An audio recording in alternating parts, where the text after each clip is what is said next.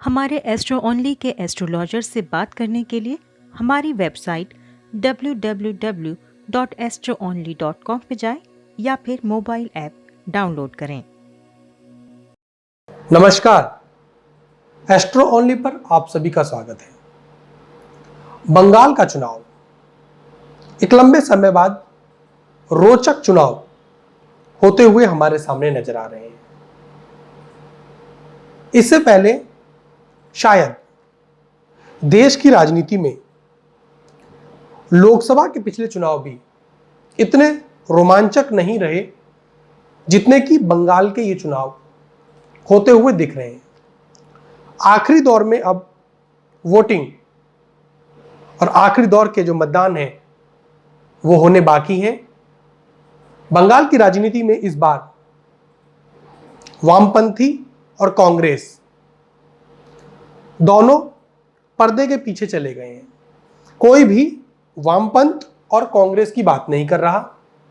इस समय बातचीत टीएमसी, तृणमूल कांग्रेस और भारतीय जनता पार्टी के इर्द गिर्द घूमती हुई नजर आ रही है। इसमें भी जो ये फाइट है बंगाल की, ममता बनर्जी वर्सेस नरेंद्र मोदी होती हुई दिख रही है। बीजेपी की तरफ से दिलीप घोष मुख्य उम्मीदवार के रूप में पेश किए जा रहे हैं, जो कि ममता बनर्जी से उनके गढ़ में टक्कर ले रहे हैं। मैं पंडित चंद्रकांत सारस्वत आप सभी को आज बंगाल की कुंडली का एक आकलन बताऊंगा। ग्रहों की ये प्रेडिक्शन, ग्रहों की दशा क्या बोल रही है, किस तरफ इशारा कर रही है, यह हम केवल एक संभावना बताएंगे।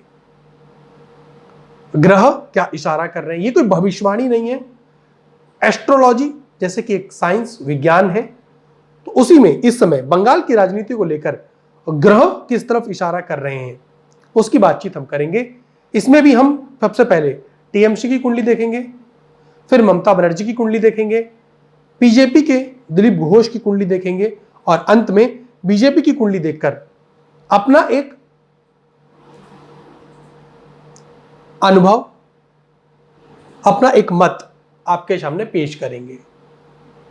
संभावना रहेगी कि ग्रह किस तरफ इशारा कर रहे हैं। तो चलिए शुरुआत करते हैं। सबसे पहले टीएमसी की कुंडली हम देख लेते हैं। टीएमसी की कुंडली में अगर देखें तो 1 जनवरी 1998 मॉर्निंग 11 बजे कोलकाता, इनकी शुरुआत जो बोली गई। समस्या एक सबसे बड़ी यह भी है कि ममता बनर्जी की कुंडली पूरी तरीके से सही नहीं मौजूद है। खुद ममता बनर्जी भी एक इंटरव्यू में ये बात बोल चुकी हैं कि उनका जन्म समय, जन्म स्थान निश्चित था, लेकिन जन्म समय और जन्म तारीख को लेकर विवाद रहे हैं। इसलिए बहुत सारी तारीखें इंटरनेट पर मौजूद रहती हैं। उनके नजदीकी लोग जो तारीख बताते हैं उसके अनुसार हमने आकलन करने का प्रयास किया है। तो सबसे पहले टीएमसी के हम कर लेते हैं। टीएमसी की कुंडली में अभी एकादश भाव में मीन इनकी लगन है। एकादश भाव में गुरु, मंगल, शुक्र और चंद्रमा धन योग बनाते हुए दिख रहे हैं। यह एक पॉजिटिव साइन टीएमसी के लिए बोला जा सकता है। टीएमसी की कुंडली में एकादश भाव में गुरु, मंगल, शुक्र और चंद्रमा धन योग बना रहे हैं। लेकिन समस्या यह है कि ममता बनर्जी की जो कुंडली तारीख हमें पता है उसमें अभी शनि की महादशा और राहु की अंतर्दशा एक साथ, शनि की महादशा में राहु की अंतर्दशा चलती हुई दिख रही है। राहु का सूर्य के साथ युति बनाना और वहां पर भी बुध का प्रभाव होना, बुध के ऊपर राहु की छाया, यानी कि बुद्धि भ्रष्ट होने का जो काम राहु करेगा और बुद्धि भ्रष्ट पार्टी के लोगों की, खुद मुखिया की होती हुई नजर आएगी। बुध बेहद कमजोर नजर आ रहे हैं और दशा के स्वामी शनि तुला राशि के साथ बैठे हुए हैं। शनि की महादशा है। 2011 में बात करें, जब टीएमसी सत्ता में वापस आई थी, अब बड़े ही आश्चर्यजनक रूप से वापस आई थी, उस समय राहु और गुरु की, टीएमसी की दशा चल रही थी। राहु और गुरु की दशा ने टीएमसी को विजय दिलाई थी 2011 में। अभी राहु और शुक्र की विषोत्तरी दशा भी मौजूद है। अच्छे साइन अगर देखें, उससे पहले एक चीज और कर लेते हैं बात, टीएमसी के लिए एक अच्छा साइन भी देखेंगे। अभी तक हमने देखा कि एकादश भाव में तो अच्छा साइन टीएमसी को दिख रहा है, गुरु, मंगल, शुक्र और चंद्रमा, ये एक अच्छा कुंडली में योग बनता हुआ दिखा। लेकिन ममता बनर्जी की कुंडली में शनि की महादशा, राहु की अंतर्दशा ये दिखी, जो कि खराब परिणाम लेकर आ सकती है। उसके साथ साथ राहु का सूर्य के साथ युति बनाना और वहां पर भी बुध के ऊपर राहु का प्रभाव, यानी बुद्धि भ्रष्ट होने का काम ममता बनर्जी के लिए। ये ममता बनर्जी की कुंडली है जो बुद्धि भ्रष्ट होने के काम होते हुए नजर आएंगे। उसके साथ साथ राहु छठे भाव में है और शुक्र लाभ भाव में है। राहु का छठे भाव में बैठना और शुक्र का लाभ के घर में बैठना, लाभ भाव में बैठना, ये एक कष्टकारी योग बनता हुआ दिख रहा है। लेकिन इसके बावजूद भी अब एक निष्कर्ष देख लेते हैं। निष्कर्ष में एक तो अच्छी चीज हमने एकादश भाव बताया टीएमसी के लिए, दूसरा राहु शुक्र गुरु का एकादश भाव के अधिपति शनि के साथ परिवर्तन योग, ये एक महत्वपूर्ण कारण है जिसके कारण टीएमसी वापसी करती हुई नजर आ सकती है। ये एक महत्वपूर्ण, राहु का शुक्र गुरु एकादश भाव के अधिपति शनि के साथ परिवर्तन योग, ये लाभकारी साबित हो सकता है। लेकिन ममता बनर्जी की कुंडली जो है वो टीएमसी के मुकाबले बेहद कमजोर नजर आ रही है। हो सकता है कि ममता बनर्जी अपना चुनाव ना बचा पाए, लेकिन टीएमसी अच्छा प्रदर्शन करती हुई नजर आए या टक्कर देती हुई नजर आए। ममता बनर्जी का जो बुध प्रभाव हमने बताया राहु का, वो बुद्धि भ्रष्ट होने का काम इन चुनावों में निश्चित रूप से होगा। अब बात कर लेते हैं दिलीप घोष की।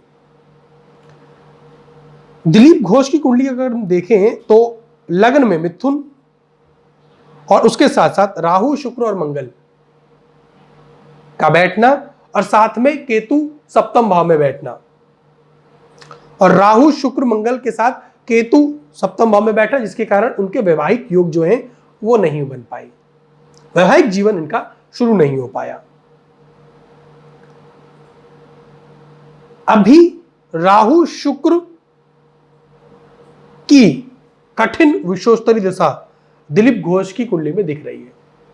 यह दशा संघर्ष कराएगी, परिणाम की जैसी उम्मीद होगी वो शायद नहीं मिल पाएगी। साथ में कुंडली में अगर देखें शुक्र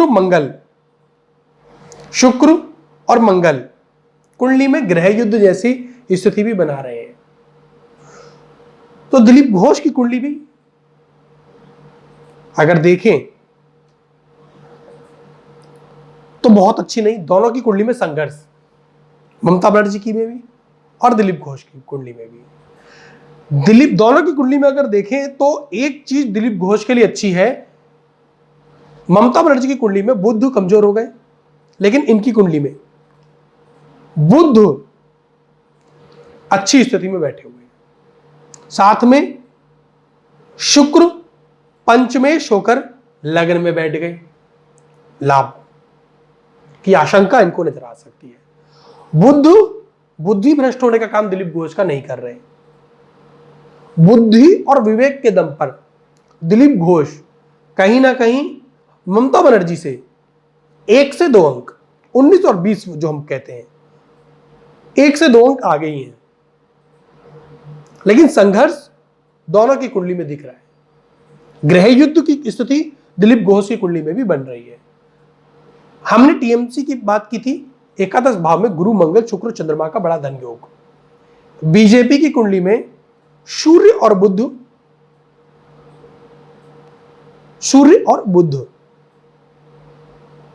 11वें घर में और शुक्र 10वें घर में एक अच्छा योग दे रहे हैं। गुरु कुंडली में चौथे घर में, यह भी एक अच्छा योग है। दिलीप घोष की तुलना में बीजेपी की कुंडली अच्छी नजर आ रही है। ऐसा हो सकता है कि मुख्यमंत्री पद का दावेदार दिलीप घोष ना बन पाए, बीजेपी सत्ता प्राप्त करती हुई नजर आ जाए आश्चर्यजनक रूप से, लेकिन दिलीप घोष सत्ता प्राप्त ना कर पाए। गृह युद्ध की स्थिति कुंडली में है, इसकी पूरी संभावना दिख रही है। बीजेपी और टीएमसी इन दोनों में अगर देखें तो कुंडली कहीं ना कहीं टीएमसी की ज्यादा स्ट्रांग दिखी, लेकिन ममता बनर्जी और दिलीप घोष की कुंडली में बुध दिलीप घोष का बहुत अच्छे दिख रहे हैं, और बुध यहां पर निश्चित रूप से महत्वपूर्ण भूमिका इन चुनाव में निभाते हुए नजर आएंगे। अभी जो आखिरी के दौर है वहां देखेंगे हिंसा बढ़ेगी, लेकिन बुद्धि से जो काम करेगा वो परिणाम बदलते हुए नजर आ जाएंगे वहां पर, और वो बुध दिलीप घोष की कुंडली और बीजेपी की कुंडली में ज्यादा अच्छे दिख रहे हैं। लेकिन फिर वही बात, एक योग जो है टीएमसी के लिए राहु शुक्र गुरु का एकादश भाव के अधिपति शनि के साथ परिवर्तन योग, ये एक कारण है जो टीएमसी के लिए कुछ अच्छे नतीजे दे सकता है। हार और जीत अलग बात है। चुनाव बंगाल की कुंडली अगर देखें तो वो हिंसा साफ साफ दिख रही है। राजनीतिक विचारधारा से अलग निजी लड़ाइयां साफ साफ होती हुई दिख रही हैं। दिलीप घोष की कुंडली में भी गृह युद्ध की स्थिति हमने बताई और वो दिख रहे हैं। उनके ऊपर और भी हमले हो सकते हैं, उनको उससे सचेत रहना चाहिए। राहु और केतु कठिन विषोत्तरी दशा राहु की शुक्र के साथ, और राहु की कठिन इस समय स्थिति है दिलीप घोष के लिए, ध्यान रखना चाहिए। और ममता बनर्जी को बुद्धि के ऊपर संयम रखते हुए काम करना चाहिए। आने वाला चुनाव बताएगा कि क्या होगा, लेकिन टीएमसी की कुंडली जो सभी लोग बोल रहे हैं कि खराब है, टीएमसी की कुंडली में जो एक धनयोग और राहु शुक्र गुरु का अधिपति शनि, एकादश भाव के अधिपति शनि, उनके साथ परिवर्तन योग जो बना, वो एक कारण हो सकता है कि टीएमसी बीजेपी को हरा दे। ममता बनर्जी डाउन चली जाए, लेकिन टीएमसी उभरती हुई नजर आ सकती है। बीजेपी की कुंडली में सूर्य और बुध और गुरु ये अहम भूमिका निभाने वाले हैं। बीजेपी बहुत अच्छा प्रदर्शन करती हुई नजर आएगी, लेकिन कुछ गलतियां आखिर में होंगी जिसकी वजह से परेशानी आ सकती है। दोनों पार्टियां बराबर की लड़ाई लड़ती हुई बंगाल में नजर आएंगी। देखना होगा किस तरीके के परिणाम। ये ग्रहों की एक संभावना हमने आपको बताई है, और उस संभावना में भी टीएमसी और बीजेपी दोनों की कुंडली में कोई ज्यादा अंतर नजर नहीं आ रहा है। बड़ा अंतर नहीं रहेगा, एक तरफा लड़ाई नहीं रहेगी। टीएमसी को कमजोर आंकना बीजेपी को भारी पड़ सकता है। बीजेपी सत्ता में वापसी अगर करेगी तो वो दिलीप घोष के दम पर नहीं करेगी। नरेंद्र मोदी को इन चुनावों में उतरना पड़ेगा। वो आखिर में उनके जो ग्रह हैं, उनकी जो दशा है नरेंद्र मोदी की, वो बीजेपी को वापसी दिला सकती है। सूर्य जो नरेंद्र मोदी का स्ट्रांग बने हुए हैं, अगर वो चुनाव में आखिरी पलों में आ जाएं, तब बीजेपी सत्ता में आती हुई नजर आ सकती है। देखना होगा कि आखिर में किस तरीके से बीजेपी अपने दाव खेलती है, पत्ते चलती है। एस्ट्रो ओनली के साथ जुड़े रहें, आगे भी इसी तरीके का विश्लेषण लेकर आपके सामने हाजिर होते रहेंगे। मैं पंडित चंद्रकांत सारस्वत आप सभी का स्वागत करता हूं। हमारे इस वीडियो को शेयर करें, हमारे YouTube चैनल को सब्सक्राइब करें और वीडियो को भी शेयर करना बिल्कुल ना भूलें। नमस्कार। हमारे एस्ट्रो ओनली के एस्ट्रोलॉजर से बात करने के लिए हमारी वेबसाइट www.astroonly.com पे जाएं या फिर मोबाइल ऐप डाउनलोड करें।